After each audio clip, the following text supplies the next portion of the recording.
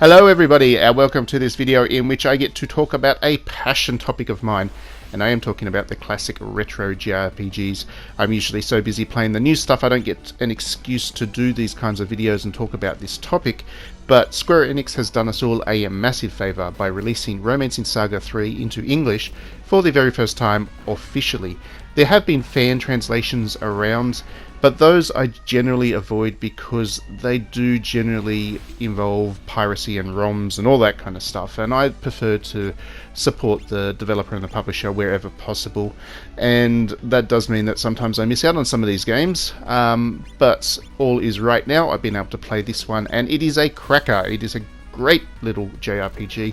I'm a huge fan of it. I think Square Enix has, like I said, done us all a big favour by actually releasing it so that people on consoles and whatever can experience it for themselves.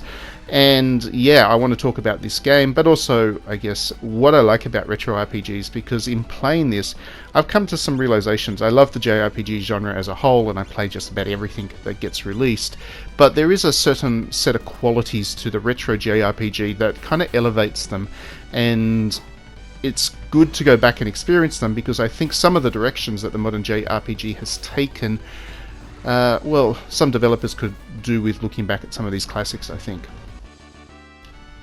So for the full review of Romancing SaGa 3, where I'll go in depth with the narrative and the various gameplay elements, please do check out my review at digitallydownloaded.net. It will be up at some stage today as well. But the first thing that really stood out to me as I was playing Romancing SaGa 3 was the brevity of it all.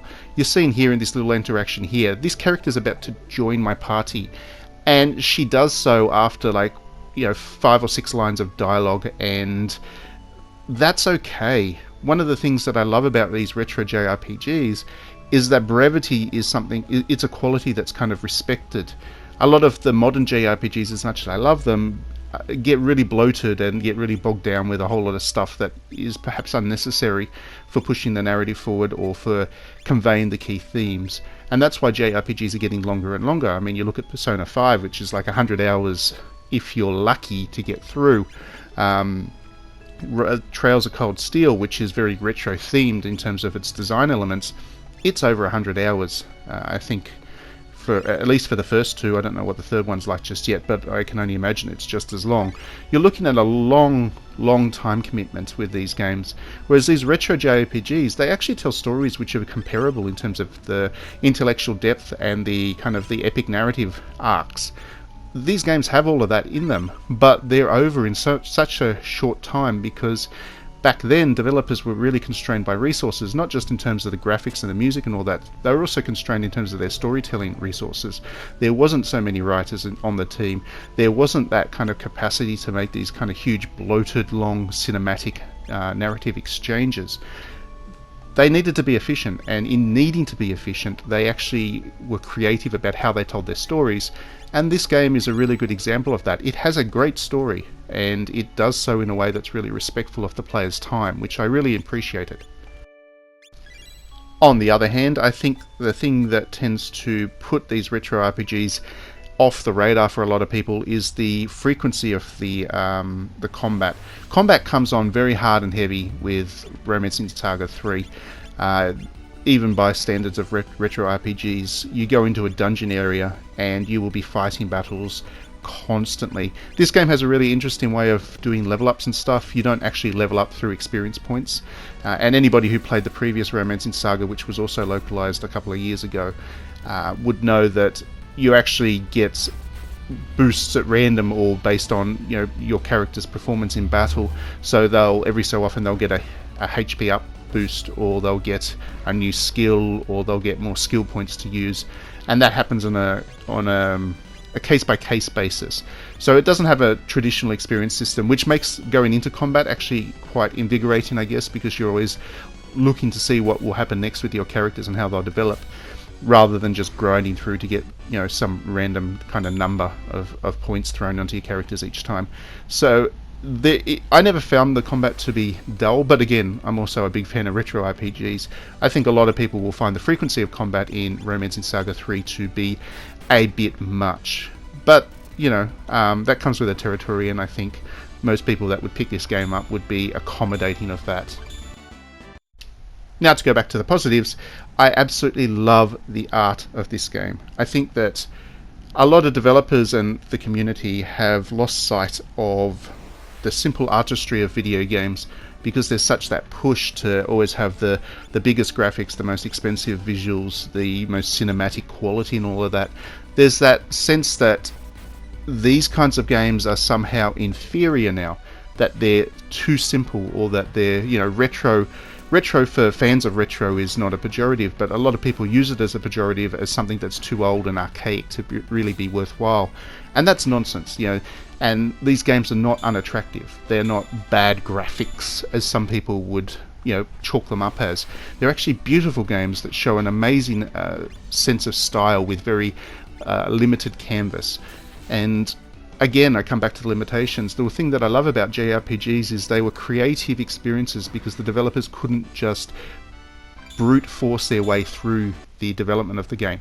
They needed to think about what they were doing, how they were representing enemies and characters on the screen, how they could create emotion within the player when you're looking at, you know, a fairly limited animated sprite.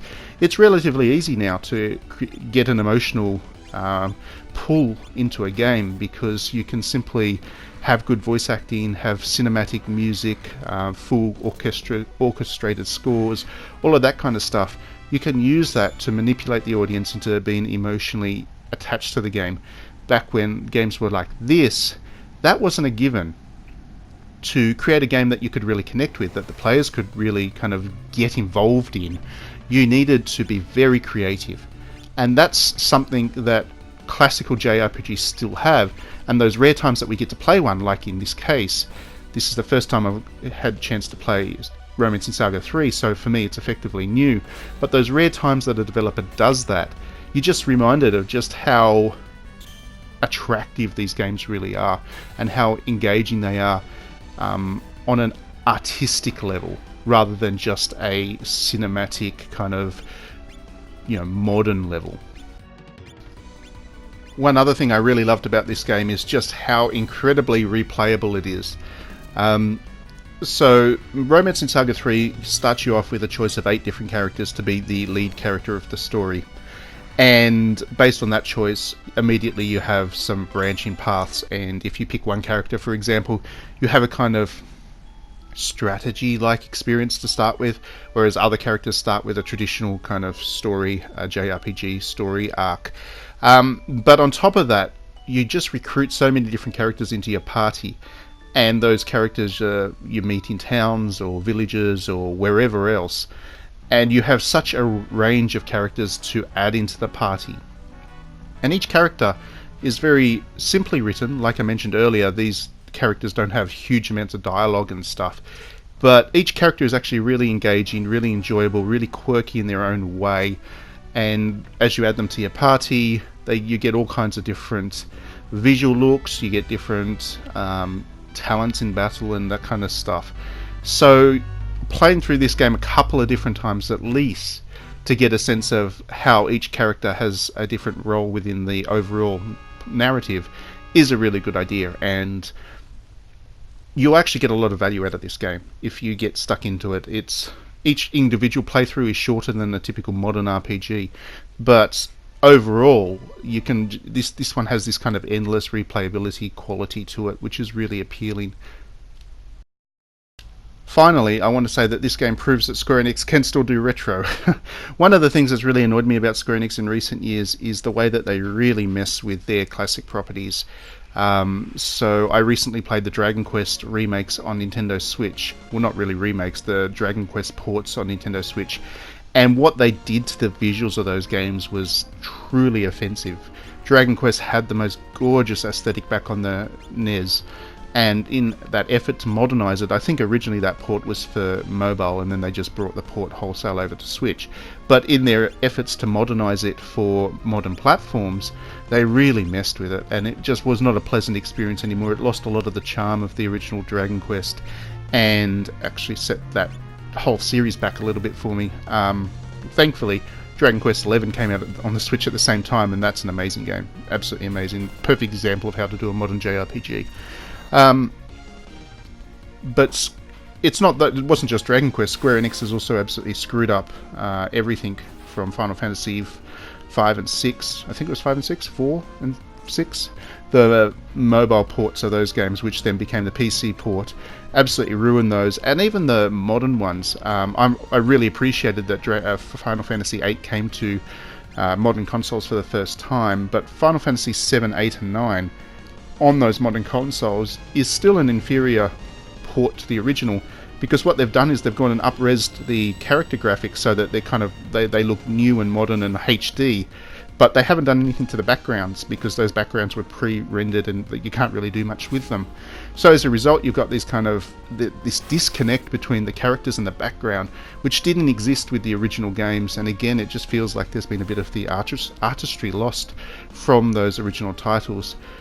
This game proves that Square Enix still has it. They still have that ability to take their classic portfolio and bring it into the modern era, and do so in a way that is familiar for fans, but also it's still attractive for modern players. I think if you are the kind of person that can enjoy sprite work and kind of retro style video games, even if you don't have memories of this one because you never had a chance to play it before, you can love this because it is a very well looked after port of the game. And it's available on just about everything. Just as a final note, you can get this on PlayStation 4, Nintendo Switch, PC, and even PlayStation Vita. Square Enix released a PlayStation Vita game in 2019. Go that little console. Okay, so that's everything from me. You're about to see me lose a battle against a whole bunch of rats. I love this battle. This was a great scene within the game. Thank you for watching as always. I hope this was interesting. Do let me know about your experiences in playing this game if you have or will. And otherwise, please subscribe because I like having you as a subscriber. And if you do enjoy my videos, please do back me on Patreon. That really helps as well in making sure that I can keep doing them. Thanks very much as always for watching, and we will see you at the next video.